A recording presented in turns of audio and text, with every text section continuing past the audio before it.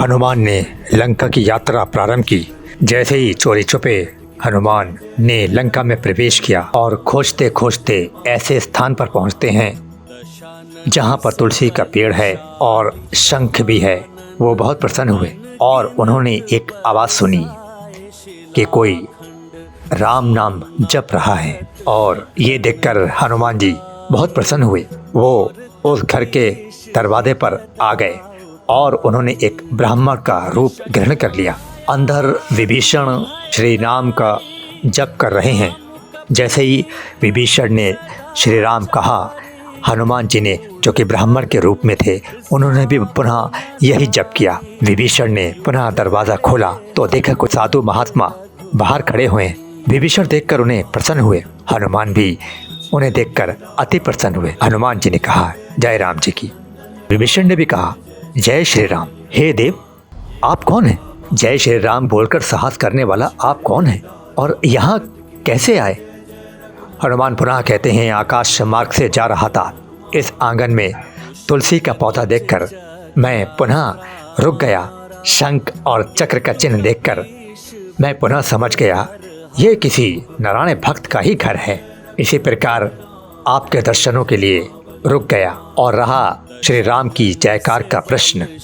सो भगवान, यही प्रश्न मैं आपसे पूछना चाहता हूँ। मैं तो बाहर मार्ग से आया हूँ, कुछ भी कह सकता हूँ, लेकिन आप तो लंका के निवासी होकर भी श्री राम का जप कर रहे हैं। ऐसे साहसी वीर आप कौन हैं? लगता है आप राक्षस कुल के नहीं हैं।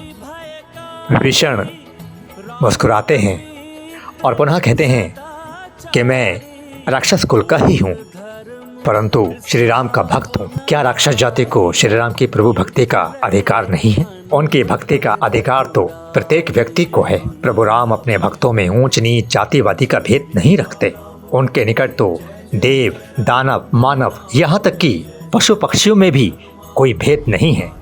उनकी भक्ति सबके लिए सुलभ है। और मुझे तो केवल इतना ही कौतूहल है कि राक्षस जाति में ऐसा कौन सा वीर है जो श्री राम प्रभु का भक्त है और लंका में रहने का साहस करता है।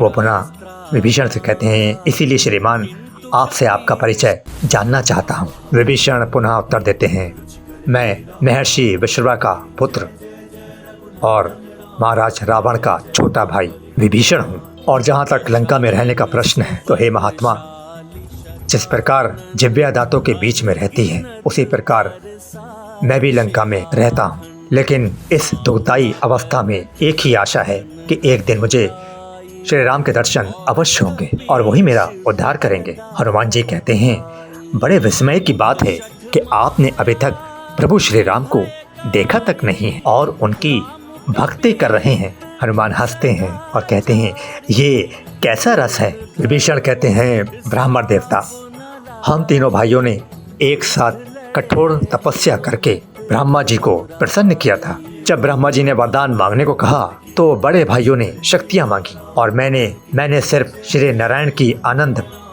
भक्ति मांगी और उनके दर्शनों का वर मांगा। और जब ब्रह्मा जी ने कहा कि श्री नारायण राम के रूप में लंका आएंगे, तब तुम्हें उनके दर्शन होंगे। तब से मैं उनकी प्रतीक्षा में राम नाम का जाप कर रहा हूँ। हनुमान जी मुस्कुराते हैं और कहते हैं, धन है आप और धन है आपकी भक्ति। विभीषण पुनः कहते हैं, महात्मा, अब आप अपना परिचय तो दीजिए कि आप कौन हैं? अभी तो आपने कहा कि आप बाहर से आए हैं।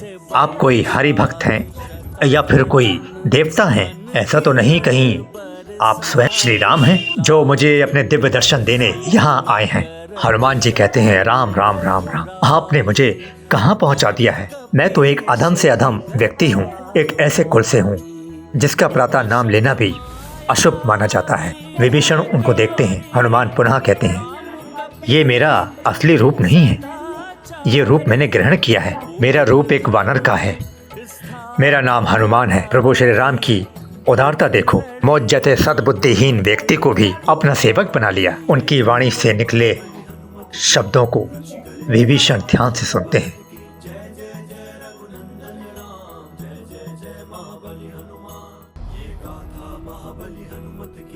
रुचिकर लीला राम भगत की, जय जय जय रघुनंदन राम, जय जय जय मां